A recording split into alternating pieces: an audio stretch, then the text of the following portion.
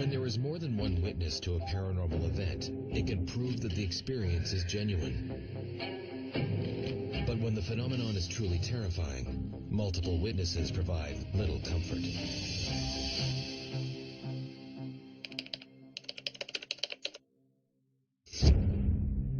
Story 27, Frank. Take one. Marker. This is the first time I've really publicly told the story. I met Marcia, actually she was a waitress who worked for me at a restaurant. As the time went on, we, became friends and we started dating. It would take at least an hour with traffic to go see her, so that was getting pretty old. We discussed him maybe renting something up this way towards me, so he wouldn't have to have that long drive at night after he would leave, my house. I was still living at home.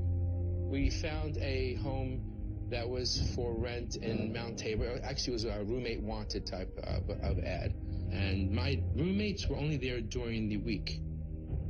So it worked out perfectly for us because he was very close. He didn't have to sleep on my parents' couch. Frank settled into his new home and was excited about his relationship with Marcia. 4 to 5 weeks after I moved there, I was in the living room and the curtains started to flutter.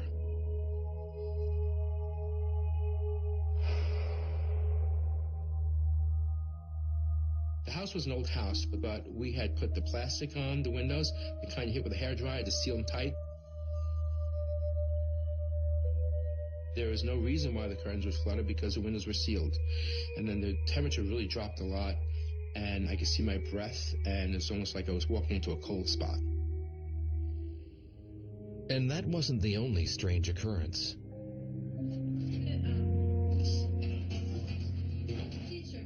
I would be in my room and I would hear the radio go on downstairs.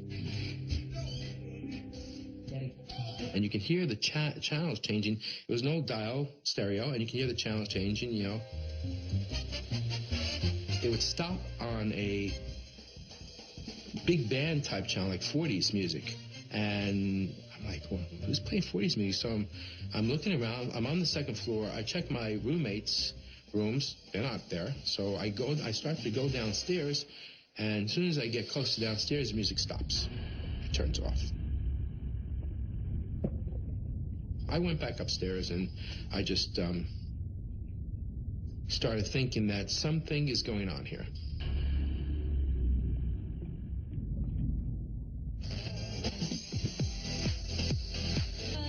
A few minutes later, I'd hear the radio go back on again. Opening the phone. And I'd go back downstairs again, and as I went downstairs, it would go off.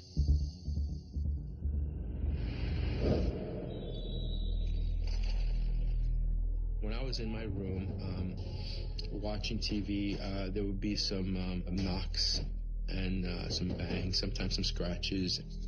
And then I would hear almost like voices, like talking, mumbling.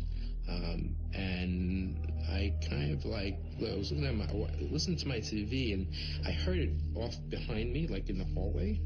So I turned off my TV, and it would be a faint mumbling. So I thought maybe somebody was home. So I went out to the hallway, and there was no one there. It stopped.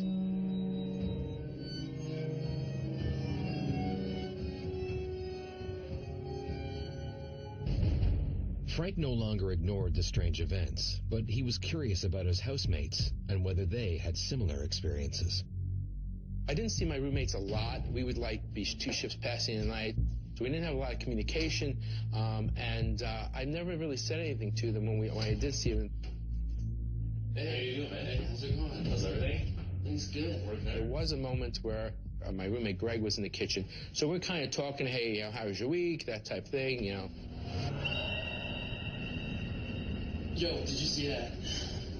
No, man. What did you see? All of a sudden, I see him look glance up with his eyes past my shoulder, like he saw something. And I said to him, what's the matter?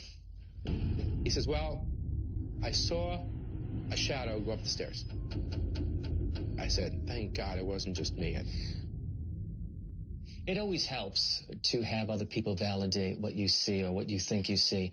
It helps you because as an investigator, you kind of lose that sense of investigating when something happens because you want to believe that the supernatural exists or you want to believe that that particular home or where you are is haunted.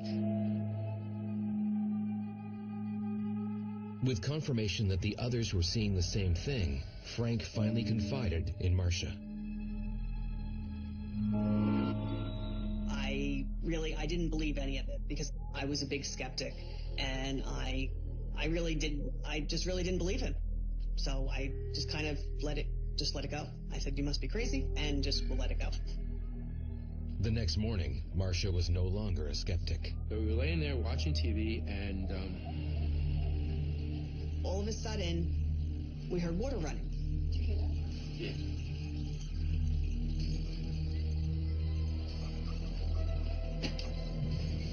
I walked down the hall, opened the bathroom door.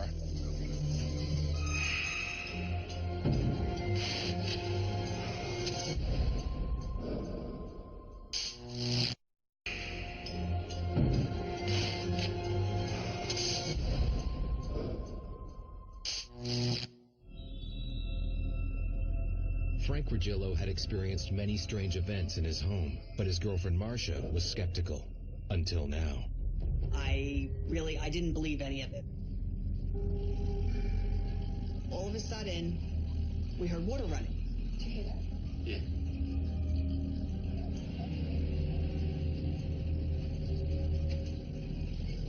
I walked down the hall, opened the bathroom door. Shower was on, and all the water was running.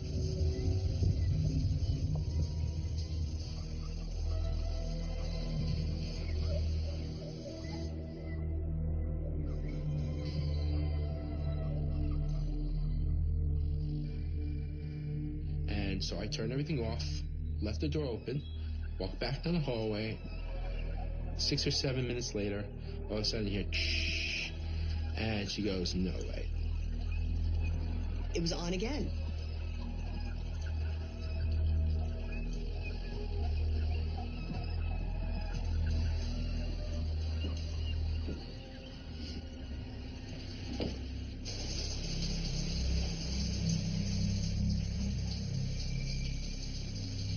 I said, this is unbelievable. I said, it can't be true. It just can't be true.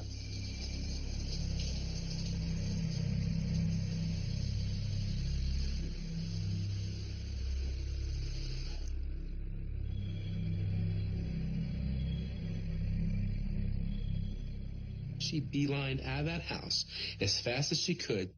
Because I was just, at that point, I said, I'm not staying here anymore.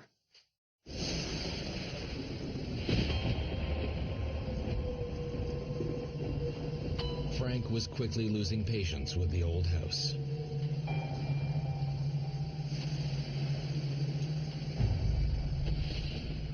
All of a sudden you hear this big crackle of thunder and I had the lights go out. I'm saying to myself, well, is it just my house or whatever, or it might just be the neighborhood? I wasn't sure, so I went downstairs, went down to the root cellar, because in the root cellar is where the circuit breakers were. Found the breaker box. As I'm doing this, it got very cold. I feel something behind me. Two red lights, eyes, I don't know what you want to say they were. I headed right for those storm cellar doors that opened up into the backyard. I pulled the lever over, flipped them open.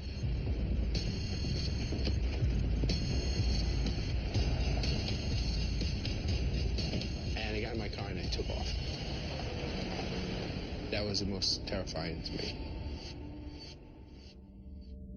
I just could not stay there any longer. I mean, I was willing to do anything just to get out of there. I said, I'll pay out the lease, I have no problem with that, but I'm moving. I didn't care, I was just glad to be out of there. We went in there, moved everything out in a matter of an hour, and I was gone. I was so glad to be out of that house.